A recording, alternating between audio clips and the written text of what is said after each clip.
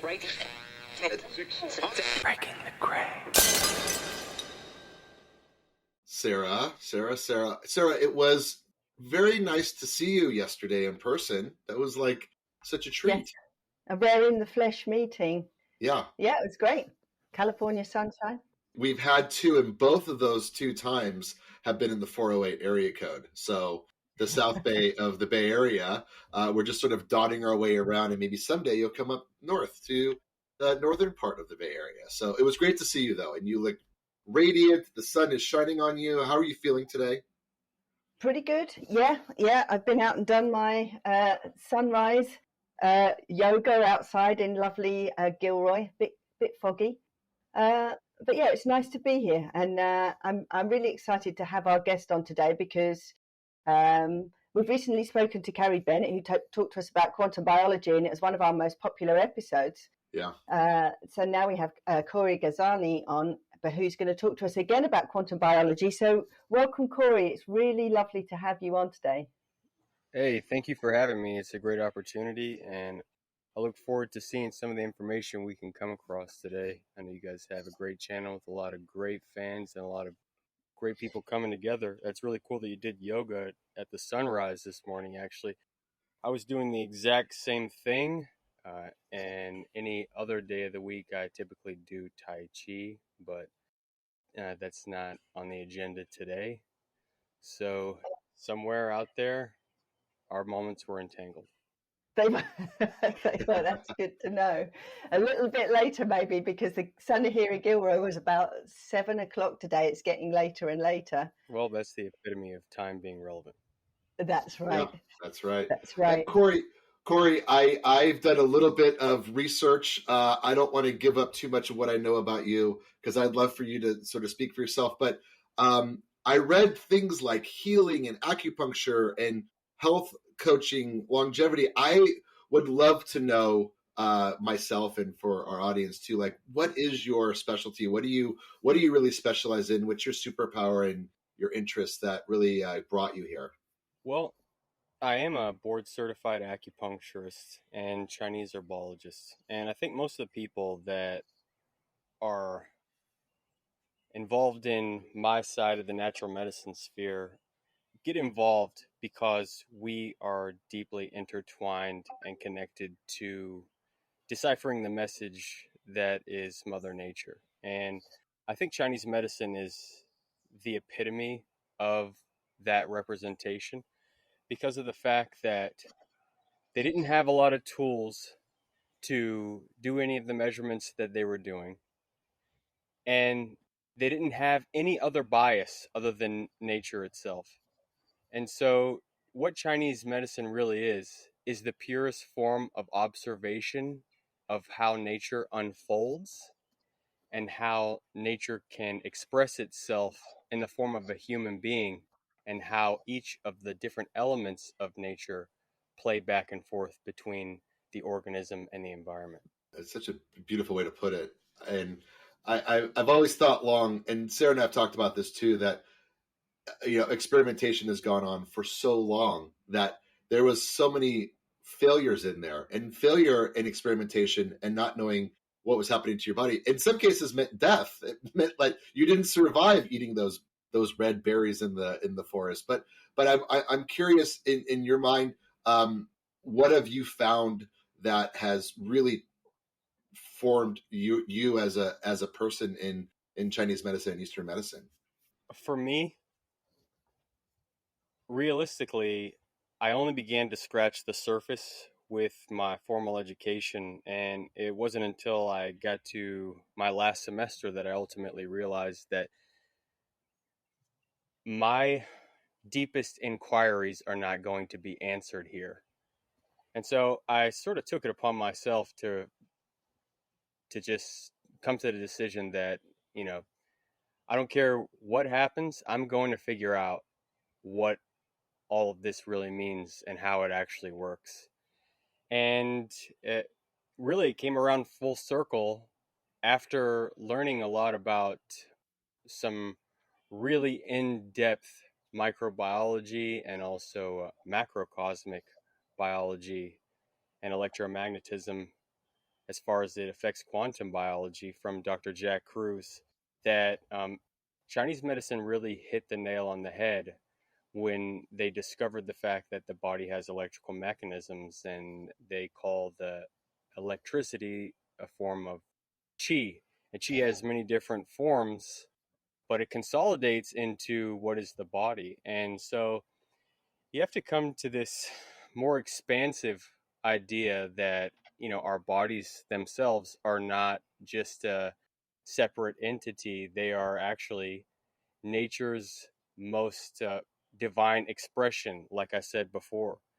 And so it wasn't until the 1960s that a guy by the name of Robert O. Becker actually started to use modern tools to dismantle all of the different aspects of how minor currents of DC electricity can actually be measured in the body, not only from a therapeutic standpoint, but just from an operational standpoint, that electromagnetism is exactly how life works. So when you learn the specifics of how that comes to play, then you sort of take a step back, and then you realize that life is the most psychedelic thing that we could actually experience, you know, be all of these different things that people do to sort of expand their mind. The reality that we live in is by far uh, hyper real. And in a way that way I can describe that is ultimately we are no different than an electric android that is wirelessly tethered to our environment.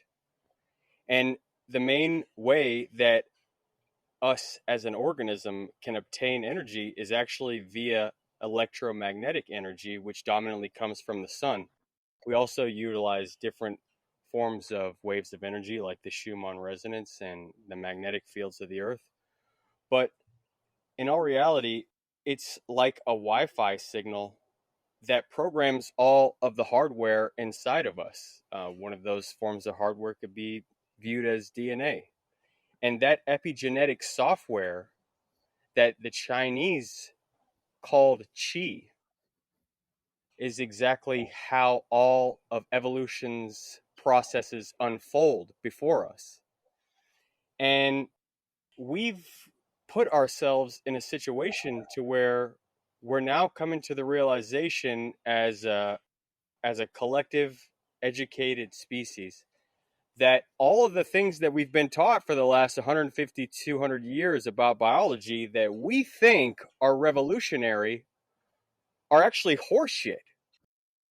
And we're actually being led into Plato's cave. I don't know how familiar you guys are or any of the listeners are with Plato's allegory of the cave, in which the people inside the cave wanted to believe that the shadows on the wall were more real than the actual sunlight and all of nature outside the cave.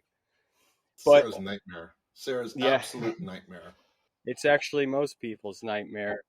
Most people go their entire lives without actually waking up until you can get yourself on the internet and do some productive digging, and you actually start to learn how many of the things that you think are true are actually completely untrue. Like, for example, we could go back and realize that the pharmaceutical industry is sort of like the god of health and wellness. I mean, the amount of money that's spent in the United States for the regular citizens to be able to so-called maintain health is astronomical, and it's higher than most countries' entire GDP. But the fact of the matter is, the only reason we believe any of the shit that they have to say is because Alexander Fleming discovered antibiotics in, what was it, 1929? And that wasn't even something that they were able to actually create themselves. Mother Nature is something that created, and he observed that in his lab accidentally. And so, pretty much since then, that has allowed for their sector of wellness to thrive in the ways of surgery. And don't get me wrong, surgery is by far the most advanced form of medicine that we've ever come up with. nature works, but in the event that you get a severe injury or you have a deformity or some emergency happens to come awry, like there are certain situations where you have no other option but to get surgery, and it is antibiotics that allowed for us to be able to successfully figure out how to do that. And then you go even further and you start to unfold some more of the things that we think about health. Just another example, calories in, calories out. The idea that we can maintain our best metabolism by regulating the amount of calories that we consume. Where did that actually come from? That story actually started from, I think, Coca-Cola was the company that originally funded all of the research for the entire paradigm of calories in, calories out, because they were being called out on how many young children were becoming obese by consuming their products. And so the story just could go on and on whenever you look at some of the things that people are taught, not only in basic education and in health class, whenever they're in elementary school, middle school, and high school, but downright into the most advanced nutritional research is all a huge Ponzi scheme.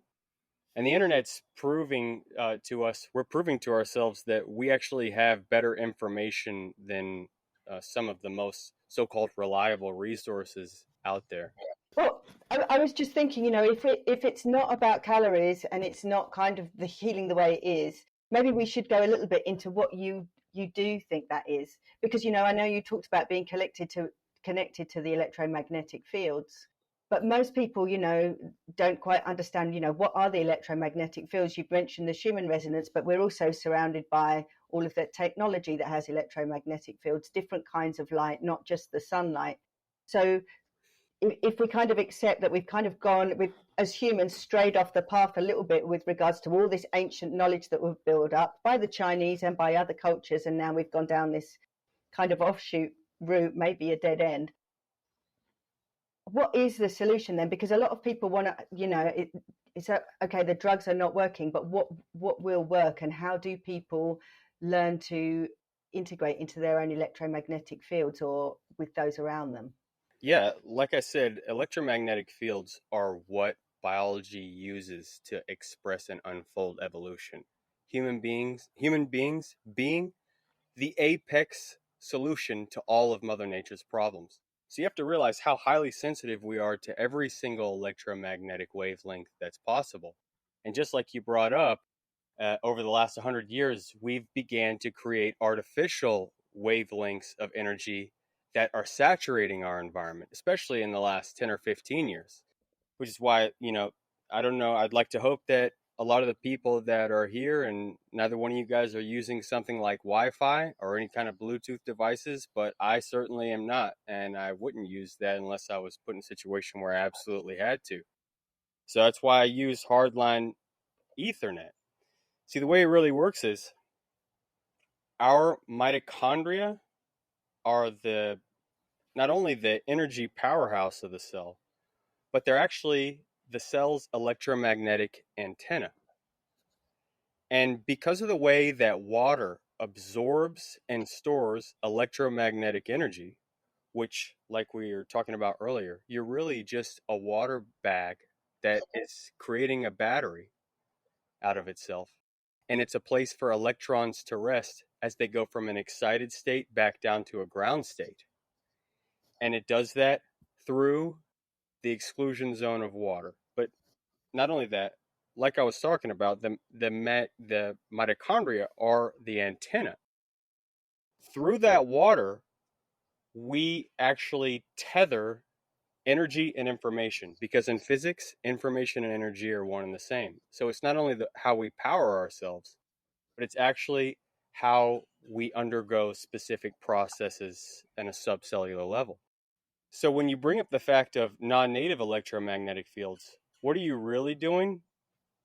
You're basically putting in information that has no business to the biological system.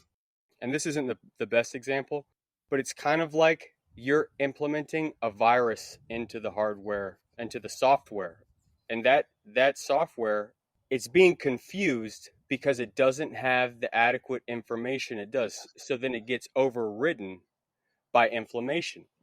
And that's exactly what happens when we're exposed to radiation. And we call it non-native electromagnetic fields, right? By that I mean cell phone radiation, Wi-Fi radiation, Bluetooth radiation. But why are we calling it even electromagnetic? We should just call it what it is. It's actually radiation. So anytime when you drive by a school and you see a cell tower there, you should understand that it's radiation. If you're using a Wi-Fi router, you actually have a high-powered radiation device in your home. None of those things were exposed to biology since over 100 years ago. And over 100 years ago, you really didn't see anyone dying from chronic disease. The way that people usually died was from severe injury or from infections, were the two most common ways that people died. And like we said before, because the pharmaceutical industry luckily came across the solution to both of those problems, we were able to spread out the life expectancy to be able to almost meet up entirely with lifespan, because some people get life expectancy and lifespan actually confused.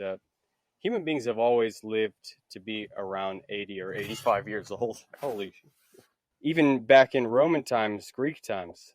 But ultimately, because of the different risks that humans had to face, we were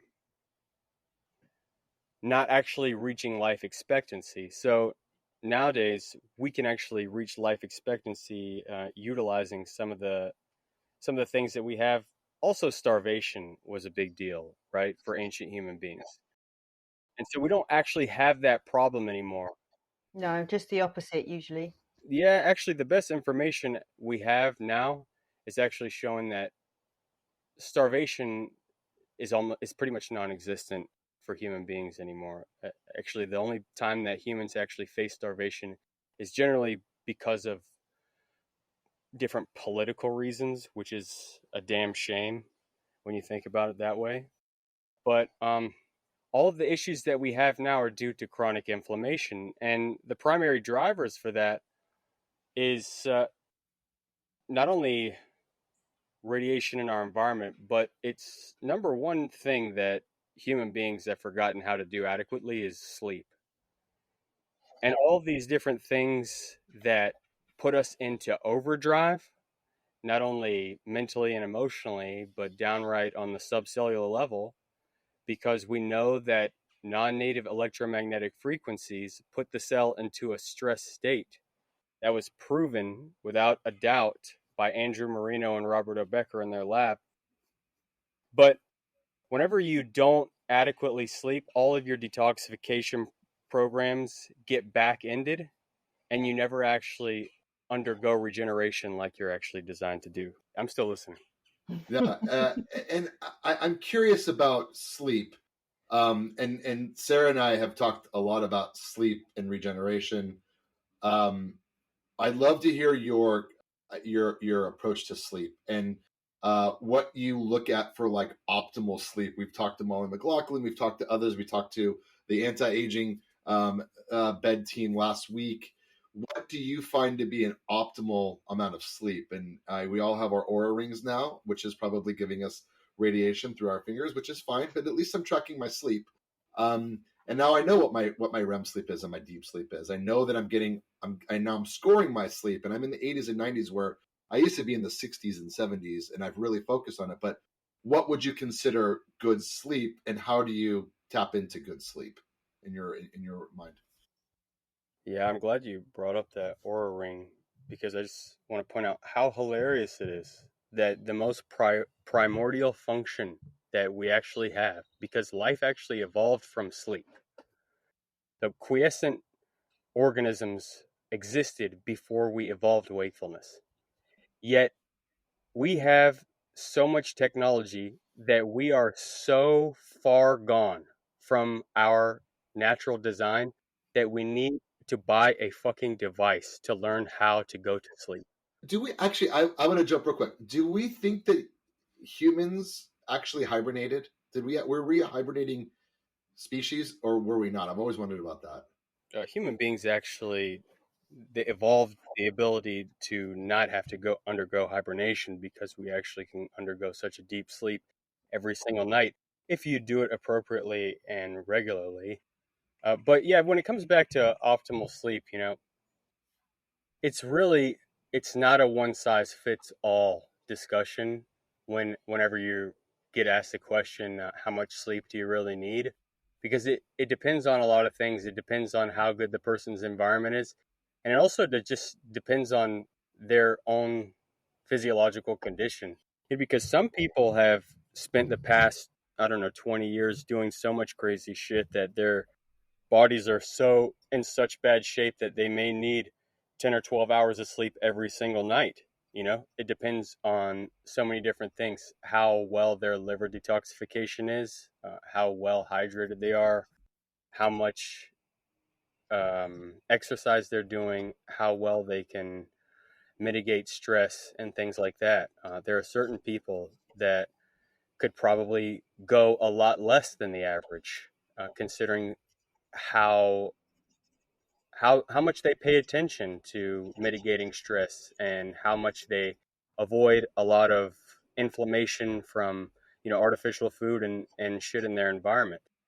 But you know it really all comes down to how well your memory and cognition is working, and how much energy you feel like you have, and how you feel when you wake up in the morning.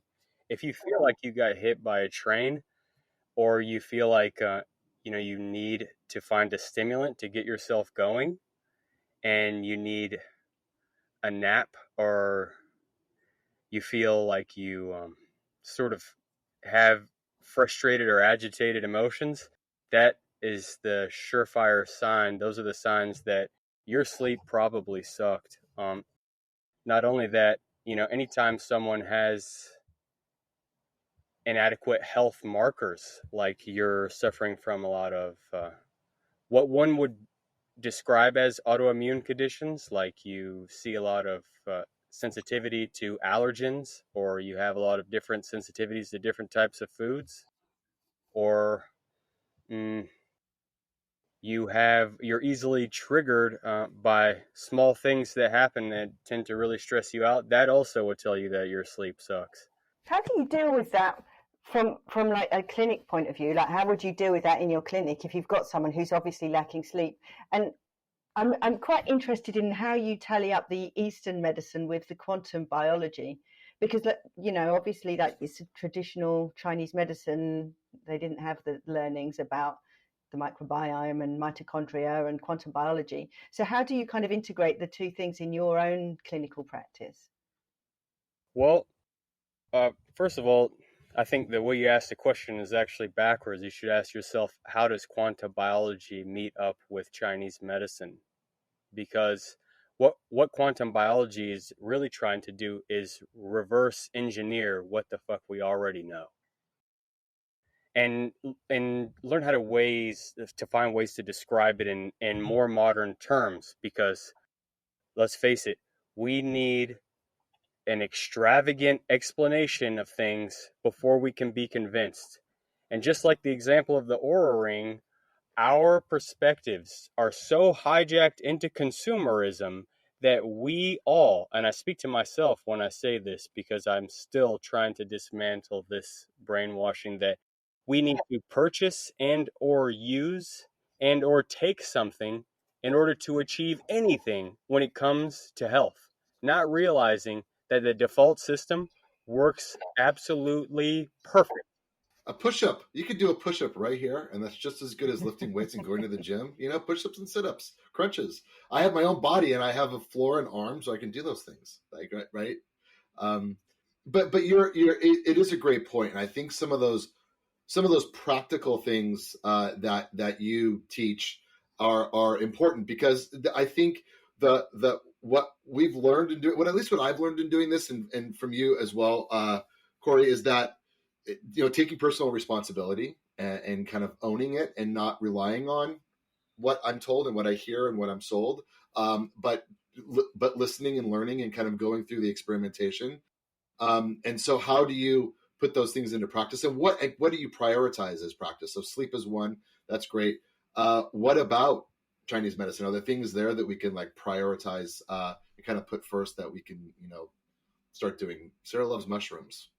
Yeah, mushrooms are incredibly medicinal. Actually, one of the best things about mushrooms is that you can eat mushrooms year round, pretty much no matter where you are, and you're not creating a circadian mismatch. So mushrooms are really huge, really high in B vitamins, and I'm give 2 thumbs up to all kinds of mushrooms. They're a really healthy thing for people to add into their diet.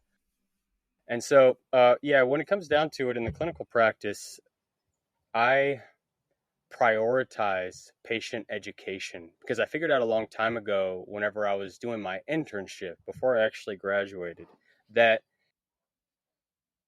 the patients that I could convey the right information to, if they actually followed through with it, would truly get better. But the patients that just continued the same lifestyle that got them onto my table in the first place got minuscule results, and it would take them 10 times longer to get results, and they wouldn't maintain them either. And so you have to look back and you have to sort of think, we have to educate ourselves on what we're doing right and wrong, because in the paradigm that was Chinese medicine, when it was created, we didn't have to learn how not to destroy our circadian rhythm. We didn't have to learn to eat seasonally because it would have been impossible to do so.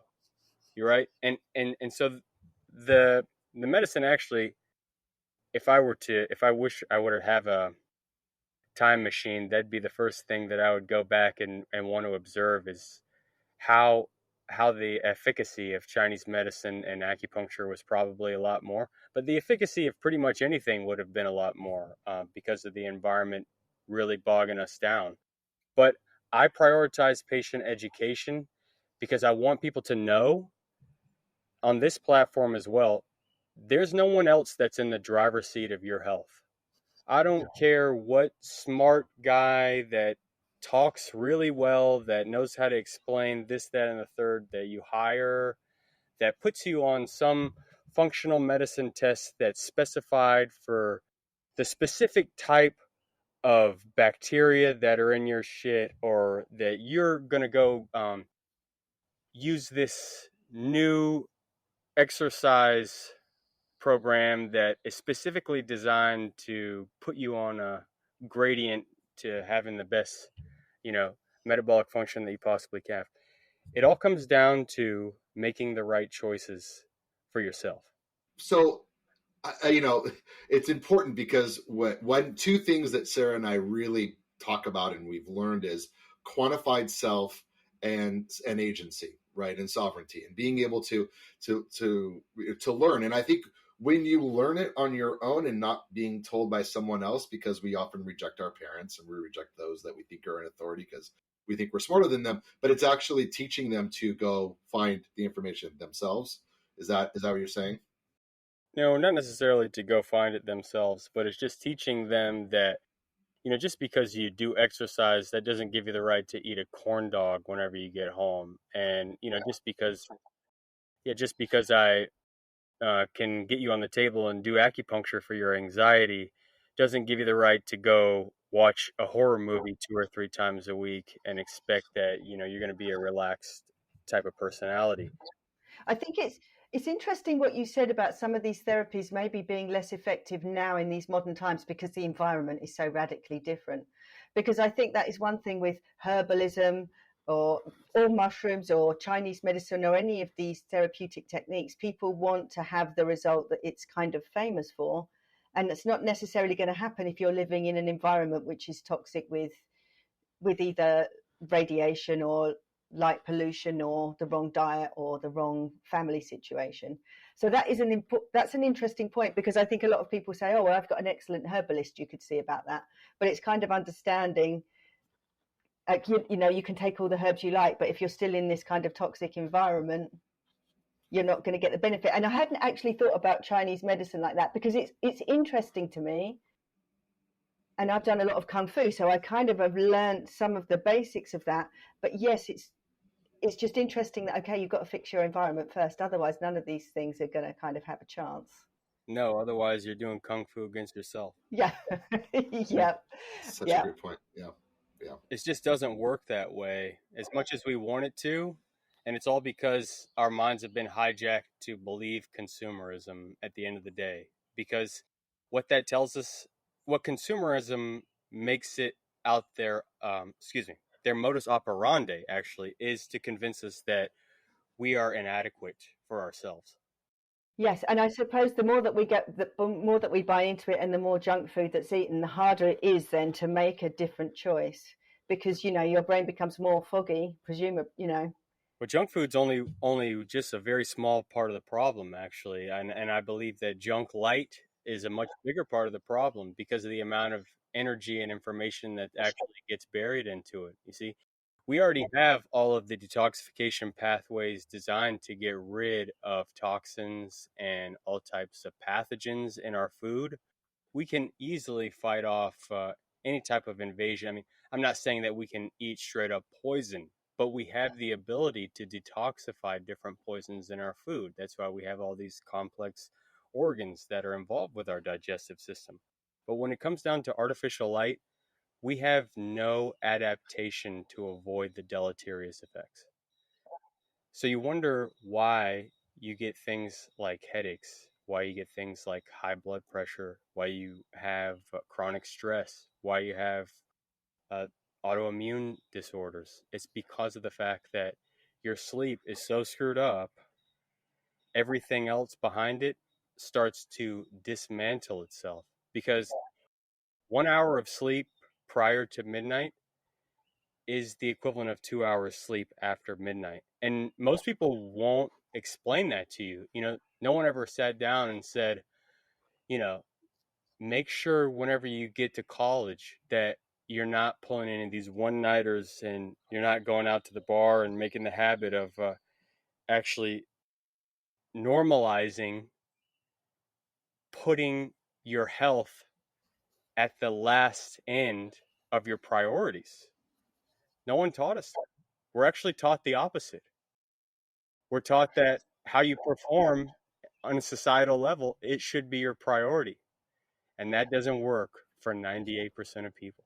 Yeah, it's this battle we have, and Sarah and I have talked about our culture differences between her living in London and or living in England and us here, is that we have this belief that if you're not doing something, you're lazy, or if you're doing too much of something, you're lazy, and it's this battle against laziness, which I guess ultimately goes back to consumerism. Is that the more you're doing, the more you're buying, right? You know, and it was only until they could zap everything into our houses and stream services into our houses, and that's fine. But and we could buy whatever we want from home. But this idea of laziness is you know, that if we're not staying up all night grinding and working and grinding and working, then we're lazy. It's not that binary. And you know, there's something we probably need to share with others, that like, this isn't how we should be viewing life, right? And there needs to be a kind of in between there, which is it's okay to heal. Yeah, it's a different view of success based on how healthy and happy you are, rather than, you know what Russ, car you're driving. Yeah. Yeah, what you just said is what Chinese doctors attempted to explain 500 or 600 years ago. And you can imagine how differently the way we live is affecting us compared to back then. It's 100 times more busy. And consumerism is right in your damn face because all people do is look at their phone anyway. And they're not realizing that their perspective is being hijacked. So when you make a decision for yourself, you should really start to think, you know, is it a decision that's for yourself, or are you making a decision for a marketer that's really trying to influence you into going a certain direction? And Mother Nature has one intention for all of us. That is harmony. That's all she's trying to do, is harmonize everything. And the way that we're creating our lives based around technology, based around misuse of resources, the obsession with the idea of performance, none of those meet that standard. So most of us need to come to reality with if we have certain issues, it has nothing to do with a defect in our biology. It has to do with a defect in our behavior and our environment. That's all I have to say about that. Yeah, that's a great point. I mean, we're coming to the end of our time, and I think we've covered a lot of really important points. What do you think you would like to leave people with? Because, you know, you've already talked about, you know, getting rid of your Wi-Fi, changing your sleep. For a lot of people, you know, that's a lot of stuff to take on at once. What would be, you know, for people who are just like at the beginning of having these realizations, what would be the one kind of take home that you would leave people with? I would tell people, spend as much time as you possibly can in nature away from technology. That way you can get in sync with the wavelengths that designed evolution. Not only that,